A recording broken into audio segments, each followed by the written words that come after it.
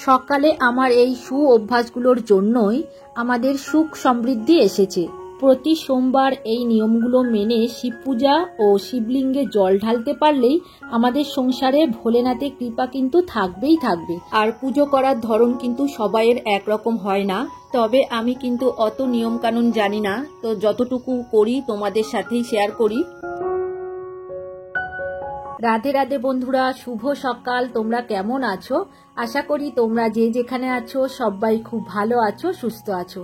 Laltu Kunti kitchen and blog চ্যানেলে তোমাদের সবাইকে জানাই অনেক অনেক স্বাগত আর ভালোবাসা।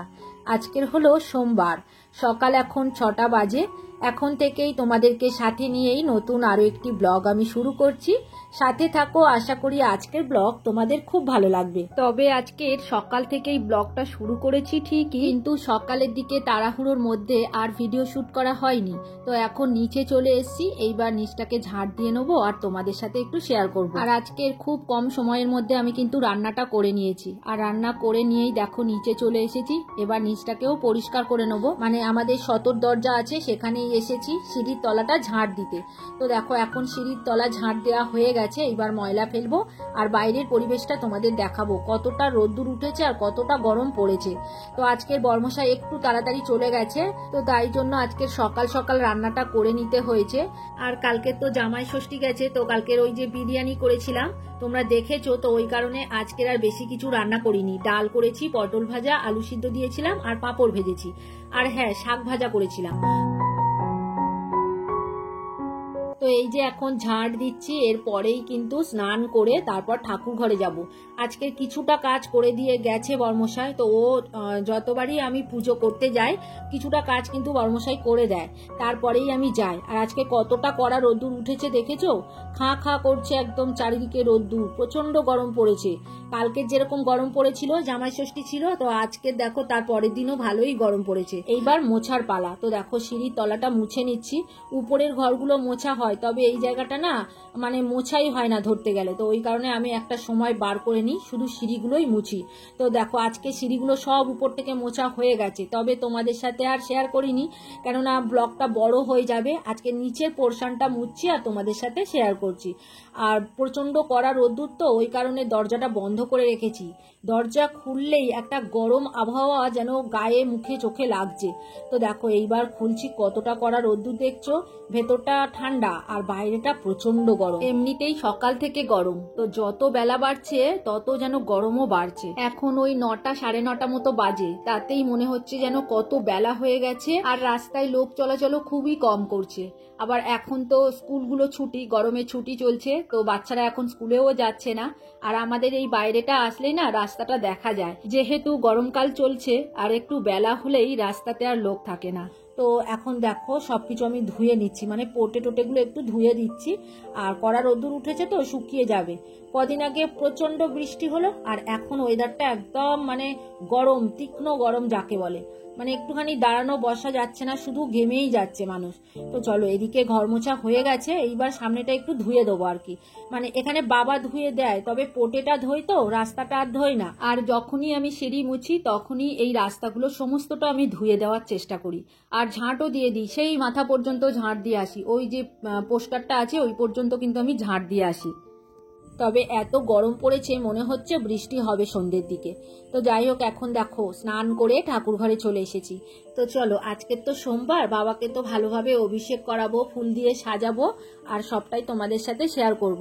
তো অনেক দিন হয়ে গেল আমি ভোলে বাবাকে অভিষেক করাচ্ছি না, তো বর্মশাই বলেছিল আমি করিয়ে দেবো, তো আমি বললাম না না তোমাকে করাতে হবে না, আমিই করাবো। আর একটা নারায়ণ শিলা আছে, তবে ওটাকে উনিই করিয়ে দিয়ে যায়, আমি আর হাত দিই না। তো এখন ভোলে বাবাকে দেখো ভালো করে ঘি মধু মাখিয়ে নিচ্ছি। এইবার বাবার বাহনকেও ঘি মধু মাখিয়ে নিলাম। তোমরা যখনই মানে শিবলিঙ্গ কিনবে তখনই কিন্তু এরকম বাহন কিনে নেবে, কেননা বাবা কিন্তু একা থাকতে পারে না এরকম বাহন ছাড়া। তবে আমাদের এখানে একটা ভুল হচ্ছে জানো তো, আমি যে এই যে স্টিলের গামলাতে বাবাকে অভিষেক করাই, তো এটা ঠিক হচ্ছে না। তো একটা বন্ধু আমাকে বলেছে আমাদের একটা নারায়ণ চান করানোর জন্য একটা মানে পিতলের বলবো না, তামার একটা পাত্র আছে, সেটাই নামাবো ভাবছি। তবে এর পরের বারের পুজোতে আমি অবশ্যই নামাবো জানো তো। আজকে নামানো হয়নি, যাই হোক উপরে তোলা আছে, মানে সিলিং এর উপরে আর কি। আর যখনই পুজো করি তখনই মনে পড়ে, আর আমি ওখান দিয়ে নামাতেও পারবো না। তো ওই কারণে আজকে দেখো এই বাটিতেই আমি সেরে নিলাম। তো চলো এইবার বাবাকে অভিষেক করানো হয়ে গেছে, গা মুছিয়ে বাবার আসনে বসিয়ে দিচ্ছি। তবে দেখো বাবার সবসময় অনেকেই বলে শুকনো রাখতে নেই, কিন্তু বাবার সবসময় জল দিয়ে রাখলেও একটা সমস্যা জানো তো, নিচের অংশটা কিন্তু নষ্ট হয়ে যেতে পারে। ওই কারণেই আমরা অভিষেক করানোর পরে একটা প্লেটের মধ্যে দেখো বাবাকে গা মুছিয়ে তুলে নিয়ে। আর বেলপাতা তো বাবার খুবই প্রিয়, তো ওই কারণে দেখো চন্দন দিয়ে আমি বেলপাতা বাবাকে অর্পণ করেছি। এইবার কিছু ফুল দিয়ে সাজিয়ে নেবো। তবে দেখো পুজোর অনেক নিয়ম কানুন আছে, তবে আমি সবটা কিন্তু জানি না, যতটুকুনি করি মন থেকেই করি। তোমাদের বারবার বলেছি একথা, তো ভক্তি ভরে করলে বাবা নিশ্চয়ই তার ভক্তের কথা শুনবে।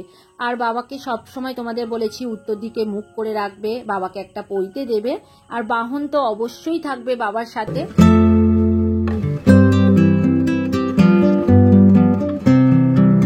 এখন সমস্ত ঠাকুরের ফুল দেয়া হয়ে গেছে আর ঘরটাও রেডি করে নিয়েছি। তো মোটামুটি ঠাকুর ঘর আমার সাজানো হয়ে গেছে। এদিকে ফল কেটে ডালা রেডি করে ভগবানকে ধরেও দিয়ে দিয়েছি, এইবার আরতি করছি। তো দেখো আমার ঠাকুর ঘরটা আজকে কতটা সুন্দর লাগছে। তো দেখো এখন এমন একটা সময় এসেছে কারোর হাতে কিন্তু বেশি সময় নেই। তো সোমবার যারা যারা পুজো করতে চাও আমার মতো এইভাবে ঝটপট করে নিতে পারো। ওই ঠাকুরকে একটুখানি ঘি মধু মাখিয়ে বাবাকে একটু অভিষেক করিয়ে নিলে, আর বাবাকে পৈতে দান করলে, ফুল দিয়ে সাজিয়ে নিলে, তারপরে বাবার ডালাটা রেডি করে দিলে আর একটু আরতি করে নিলে, ব্যাস বাবার পুজো কিন্তু কমপ্লিট হয়ে যাবে। আর অনেকেই ভাবে পুজো করতে মনে হয় অনেকটা সময় লাগে, তো এতে কোনো সময় লাগে না। একটু মন থেকে যদি পরপর স্টেপ বাই কাজগুলো করা যায় না, বাবার পুজো অটোমেটিক কোন সময় যে হয়ে যাবে তুমি নিজেই বুঝতে পারবে না। তাই আমরা বাবাকে প্রত্যেক দিন স্নান অভিষেক করাই, তো তাই আমাদের কাছে এটা কোনো ব্যাপারই না। এদিকে দেখো পুজো করে এসে এবার রান্না বসিয়েছি, মানে দুপুরের রান্নার মধ্যে এটাও ছিল, তো এটা তোমাদেরকে দেখাবো। দুপুরের রান্নাগুলো তো দেখাইনি, তো এটা সন্ধেবেলায়ও খাওয়া হবে।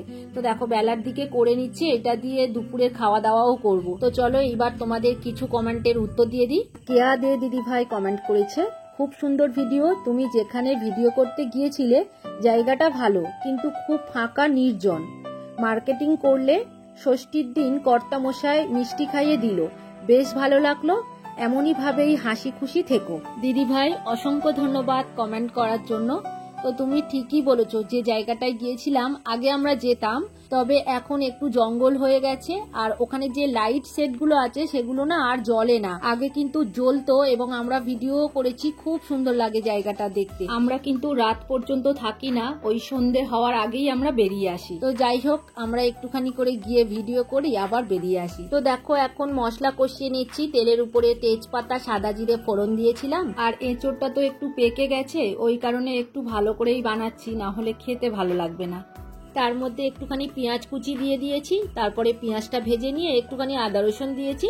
এবার পরপর মশলাগুলো দিয়েছি, মানে প্রত্যেক দিন যে মশলাগুলো ব্যবহার করি আর কি, জিরে গুঁড়ো, ধনে গুঁড়ো, হলুদ গুঁড়ো আর লঙ্কার গুঁড়ো দিয়ে এইবার ভালো করে কষিয়ে নিচ্ছি। তবে এই মশলাটা কষিয়ে নিলে ভালো করে, তবেই কিন্তু রান্নার স্বাদ হয়। আর ইঁচড় রান্না অনেকটা মাংসের মতো করেই করতে হয় জানো তো, তো ওই কারণে দেখো অনেকক্ষণ ধরে কিন্তু আমি এটা কষিয়ে নিয়েছি। এইবার একটু জল দিয়ে কষিয়ে নেবো। দেখো জল দিয়ে কষালে কি হয়, পুড়ে যায় না মশলাটা, আর কষাটাও ভালো হয়। এইবার মশলা থেকে তেল ছেড়ে এসছে, তো এইবার আমি এঁচড় দেবো। আর এঁচড়টা তো আগেই সিদ্ধ করে রেখেছিলাম, তোমাদেরকে বলেছি। তো দেখো এই এঁচড়টা না একটু বয়স হয়ে গেছে বলে কাঁঠালের দানাগুলো বেরিয়ে গেছে। তো যাই হোক, যাই দিয়েছে মা, এইটা লাস্ট খেয়ে নিই। আর কাটতে বারণ করেছি গাছে এঁচড়, কেননা এখন তো পাকার সময় হয়ে গেছে, তো সেই কারণে বলছি আর পেরো না, আর খেতেও ভালো লাগবে না। তবে যে গাছটা দিয়ে পেরেজ দিয়েছে না, এই গাছটাতে দেরি করেই ফল ধরেছে, তো ওই কারণেই এখনো খাওয়া যাচ্ছে।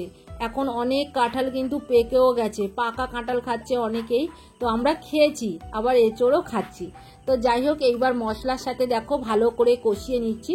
আর আজকে বেশি জল দেব না, যেহেতু অনেকটা এঁচড় তো একটা গোটাই কেটে নিয়েছি আর রাখিনি, কেন যত রাখবো তত নষ্ট হয়ে যাবে। তো ওই কারণে দেখো সবটা করে নিয়েছি, এইবার কষিয়ে নিয়েছি ভালো করে মশলার সাথে এঁচড়টা। এবার একটুখানি জল দিয়ে দিলাম। আর কমেন্ট করেছে জয়িন লাভ থেকে, খুব ভালো ভিডিও লাগলো, তুমি আমার সাথে থেকো। তো দিদিভাই আমি সাথে আছি, তবে একটু ব্যস্ততার মধ্যে যখন থাকি তোমাকে কমেন্ট করতে পারি না, তো কিছু মনে করো না, আমি কিন্তু সবসময় তোমার ভিডিও দেখি। তো যাই হোক অসংখ্য ধন্যবাদ, তুমিও খুব ভালো থেকো গো। কল্প কথা থেকে দিদিভাই কমেন্ট করেছে, ভিডিওটি খুব খুব ভালো হয়েছে, রস নিকড়ে খাওয়া ভালো, কোনো ঝুঁকি থাকে না বন্ধু। দাদা তোমার মুখে দিয়েছে ঠিকই, কিন্তু আমরা ভয় করছিল। হ্যাঁ, আমি কখনো কিন্তু এইভাবে খাই না জানো তো বন্ধুরা। তো হঠাৎ করে ও দেবে আমি বুঝতে পারিনি, তো কি করব, দিচ্ছে আর না করব, ওই সময় না করাটাও আমার ঠিক নয়। তো অনেকে অনেক খারাপভাবে নিতে পারে, তো ওই কারণেই আমি খেয়ে নিয়েছি। আর আমার ওই মিষ্টি বেশি খাওয়ার অভ্যাসটা কিন্তু নেই, আর মিষ্টি বেশি গাঢ় মিষ্টি আমি খেতে পারি না, ওই কারণে আমি সবসময় নিগড়ে খাই। তবে বর্মশাই যখনই দিয়ে দিয়েছে না, আর না করিনি, ওই কারণে খেয়ে নিয়েছি। তো যাই হোক, এর পরের বারে কিন্তু আর ভুল হবে না, তোমাদের কথাটা আমি নিশ্চয়ই মাথায় রাখবো। থ্যাংক ইউ দিদিভাই কমেন্ট করার জন্য, তুমিও খুব ভালো থেকো আর সাবধানে থেকো। তো এদিকে দেখো এঁচোড়ের তরকারি হয়ে গেছে, আর ওই যে বাবার কুলপো শাক সিদ্ধ করে দিই জল, তো সেই শাকটা না আজকের একটু ডাল দিয়ে বানাচ্ছি, মানে মুসুরির ডাল একটুখানি রেখেছিলাম সিদ্ধ, সকালবেলায় ওই যে সিদ্ধ দিয়েছিলাম ঘটিতে করে, সকালে একটু মুসুর ডাল পাতলা করে বানিয়ে দিয়েছি, তো ওর থেকে একটুখানি রেখে দিয়েছিলাম, এখন ওই শাক দিয়ে বানিয়ে নিলাম। এর মধ্যে একটু মিষ্টিও দিয়ে দিয়েছি। তো দেখো এদিকে আমার হয়ে গেছে, আর এখন সন্ধে হয়ে গেছে, এইবার কিছুটা বাসন মাজবো আর কি। তরকারি ছিল একটুখানি, সেটা গরম করে নিচ্ছি, আর কিছুটা বাসন আছে, এগুলো মেজে নিচ্ছি। আর সুস্মিতা দাস মহারানা দিদি ভাই কমেন্ট করেছে, যাই বলো তাই বলো তোমার বর্মশাই কিন্তু ভীষণ সাপোর্টিং, তা না হলে তুমি এতটা কাজ করতে পারতে না, এইভাবে সারা জীবন দুজন থেকো। তো থ্যাংক ইউ দিদি ভাই। আমি মনে করি আমি সত্যি খুব লাকি এরকম হাজবেন্ড পাওয়ার জন্য। তো প্রত্যেকটা কাজে কিন্তু আমাকে হেল্প করে দেয়, আমার কষ্ট হলে আমি যদি বলি তো প্রত্যেকটা কাজই করে দেয় যতটুকুনি পারে আর কি। তবে ওর তো সময় থাকে না, বেরিয়ে যায় সকাল ওই 10টা 10:30, কখনো 11টার দিকে বেরিয়ে যায়, তবে যতটুকুনি থাকে আমাকে হেল্প করে দেওয়ার চেষ্টা করে। আর কবিতার কথা থেকে দিদিভাই লিখেছে, দিদিভাই বিরিয়ানি দারুণ হয়েছে, একটা কথা মিষ্টি খাবার সময় ভেঙে খাবে। তো দিদিভাই সরি ভুল হয়ে গেছে, এইভাবে মিষ্টি আমি আর কখনো খাবো না, আসলে আমি খেতামই না, বর্মশাই যে হঠাৎ করে দিয়ে দেবে আমি এটা বুঝতে পারিনি। যাই হোক, তোমাদের কমেন্টগুলো পড়লে না আমার মনে হয় সত্যি তোমরা আমাকে মন থেকে ভালোবাসো। তো এত সুন্দর করে আমাকে যে এই যে সাবধান করে দিচ্ছ, এর আগে কিন্তু কেউ কখনোই করেনি জানো তো। তো তোমরাই হলে আমার আসল প্রকৃত বন্ধু। তবে কি বলতো, তোমরা তো অনেকটা দূরে দূরে থাকো, আর আমার বাড়ির চারপাশে হলে কিন্তু তোমাদের সাথে দেখা করতাম আর কথাও বলতাম, আর তোমাদের সাথে ভিডিওও করতাম। আর আজকের না সন্ধেবেলা একটু পরোটা বানিয়েছি, যেহেতু এঁচোড়ের তরকারিটা রয়েছে, তো ওই কারণে ভাবলাম একটু পরোটা করি, এঁচোড় দিয়ে খাওয়া হবে। আর বর্মশাই আজকে তাড়াতাড়ি কাজে গিয়েছে, তো ওর খুব খিদে পেয়ে যাবে। তো দেখো এখন চলে এসেছে, আর প্লেট আমি রেডি করে নিয়েছি। তো চলো বন্ধুরা, আজকের ভিডিও আর বড় করব না, এখানেই শেষ করব।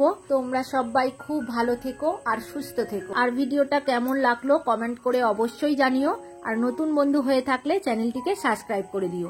আজকের মতো এখানেই রাখছি, এবার দেখা হবে পরের ভিডিওতে।